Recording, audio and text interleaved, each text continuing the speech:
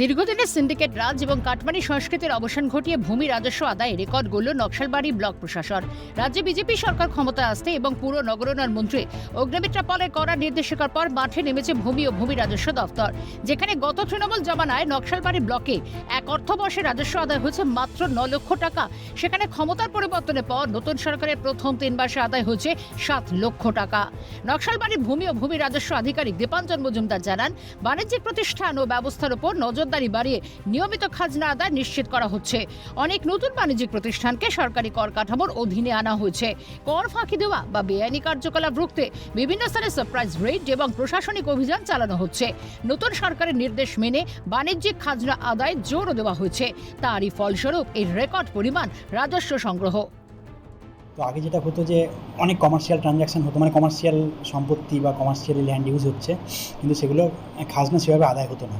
তো এখন আমরা কমার্শিয়াল এইসব ট্রানজ্যাকশন বা কমার্শিয়াল যে সমস্ত জায়গাগুলো আছে সেখানে নোটিশ পাঠাচ্ছি, তারা সাড়াও দিচ্ছে, তারা এসে খাজনা জমা দিচ্ছে বা অনলাইনে দিয়ে দিচ্ছে, সেগুলো আমাদের রিফ্লেক্ট করছে এবং আমরা রেডের সংখ্যাও বাড়িয়েছি, সেখান থেকেও কালেকশন হচ্ছে। তো সব মিলিয়ে একটা পজিটিভ সাইন যে আমরা ভবিষ্যতে এটা আরও বাড়াতে পারবো এবং আরও নতুন নতুন ডিমান্ড নোটিশ তৈরি হচ্ছে। আমরা সবসময় চেষ্টা করছি যে যেখানে যেখানে নতুন নতুন কমার্শিয়াল ইউনিট তৈরি হচ্ছে সেখান থেকে কমার্শিয়াল খাজনা বা কমার্শিয়াল হারে জমির যে খাজনা বা রাজস্ব হয় সেগুলোকে আদায় করা হয়। গত বছরে সব মিলে দেখা যাচ্ছে যে 9 লক্ষ টাকার কাছাকাছি ছিল। তো এবারে 3 মাসেই প্রায় 7 লক্ষ টাকা আমরা তুলে ফেলেছি।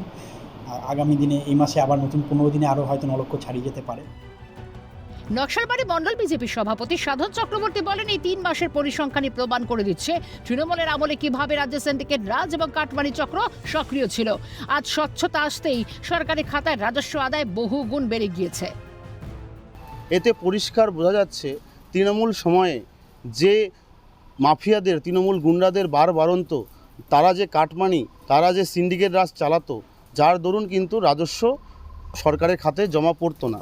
আর আজকে সেই সব সিন্ডিকেট রাজ, বালু মাফিয়া, তৃণমূল যে গুন্ডা বাহিনী যারা এই রাজস্বগুলো নিজের আত্মসাৎ করত, তারা আজকে না থাকায় সরকার সঠিকভাবে রাজস্ব আদায় করতে পারছে, যার দরুন কিন্তু এই অধিক পরিমাণে রাজস্ব আদায় হয়েছে। এবং এই যে রাজস্ব আদায় হচ্ছে, এতে কিন্তু আমাদের জনসাধারণের উন্নয়নমূলক কাজে কিন্তু খুব প্রভাব পড়বে। প্রশাসন সূত্রে খবর, নকশালবাড়ির এই মডেলকে সামনে রেখে আগামী দিনে রাজ্যের অন্যান্য ব্লকেও বাণিজ্যিক খাজনা আদায় ও কর ফাঁকি বিরোধী অভিযান আরও জোরদার করা হবে। সরকারি নির্দেশ অমান্য করলে বা রাজস্ব ফাঁকি দেওয়ার চেষ্টা করলে কঠোর আইনানুগ ব্যবস্থা নেওয়ার হুঁশিয়ারি দফতরের। ফাঁসিদোয়া থেকে পিকাল ঘোষের রিপোর্ট, ক্যালকাটা নিউজ।